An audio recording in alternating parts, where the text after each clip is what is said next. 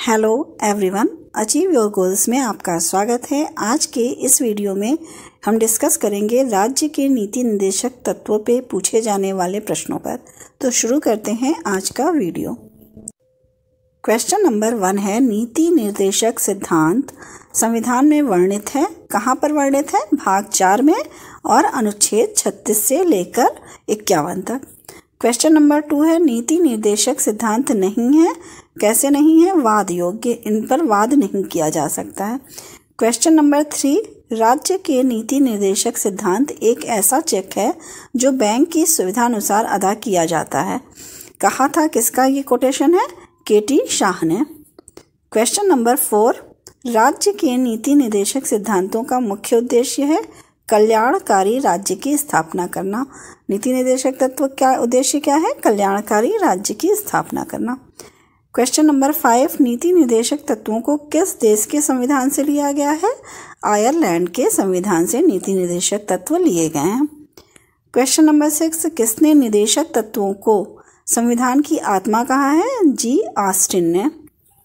Question number 7, अनुच्छेद 39 का संबंध किस नीति निर्देशक तत्व से है? समान न्याय एवं निशुल्क विधिक सहायता से। अनुच्छेद 39 में कहा गया है कि सभी के लिए समान न्याय होगा और निशुल्क विधिक सहायता, विधि की सहायता, कानूनी सहायता दी जाएगी। क्वेश्चन नंबर 8 है, अनुच्छेद 40 के अंतर्गत किसके गठन के लिए राज्य को निर्देश दिया गया है? आंसर है ग्राम पंचायतों के। अनुच्छेद 40 में ग्राम पंचायतों के गठन के लिए राज्य को निर्देश दिया गया है। क्वेश्चन नंबर 9 है, प्रत्येक स्मारक, कलात्मक या ऐतिहासिक रुचि के स्थानों को जिसे संसद ने राष्ट्रीय महत्व घोषित कर दिया है वो किस अनुच्छेद के अंतर्गत आते हैं? अनुच्छेद 49। क्वेश्चन नंबर 10, किस अनुच्छेद का संबंध अंतर्राष्ट्रीय शांति एवं सुरक्षा के संवर्धन से है? अनुच्छेद 51। ये प्रश्न अक्सर एग्जाम में पूछे जाते हैं। क्वेश्चन नंबर 11, कार्यपालिका का न्यायपालिका से पृथककरण किस अनुच्छेद के तहत एक नीति निर्देशक तत्व है? अनुच्छेद 50 के तहत। क्वेश्चन नंबर 12, भारत के संविधान के अंतर्गत ग्राम पंचायतों का गठन होता है, निर्देशक सिद्धांत है। जो ग्राम पंचायतों का गठन किया जाता है वो नीति निर्देशक सिद्धांत के अकॉर्डिंग होता है।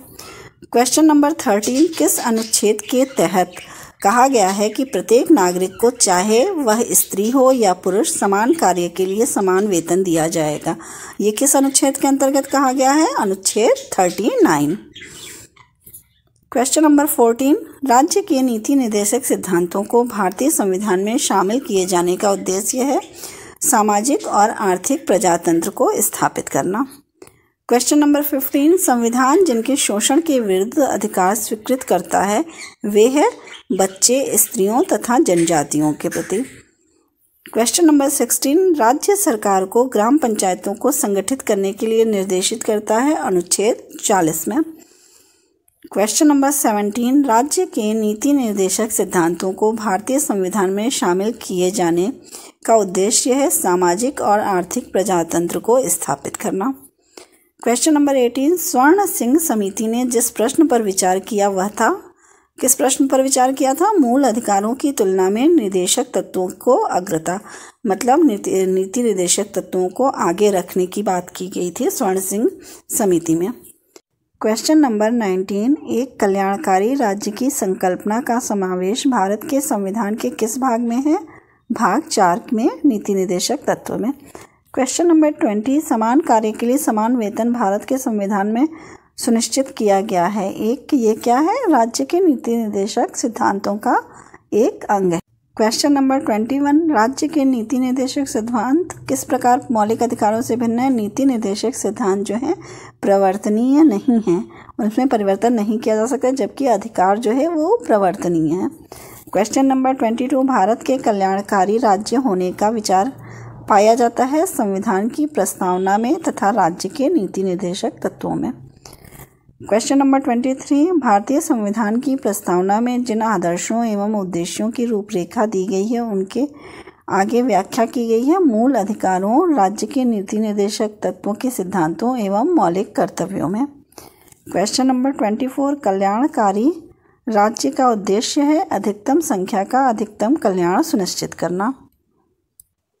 क्वेश्चन नंबर 25 है, कल्याणकारी राज्य की संकल्पना का समावेशन भारत के संविधान में है राज्य के नीति निर्देशक तत्वों में। अगर आपको मेरी ये वीडियो पसंद आई हो तो प्लीज़ लाइक और सब्सक्राइब करें। Thank you.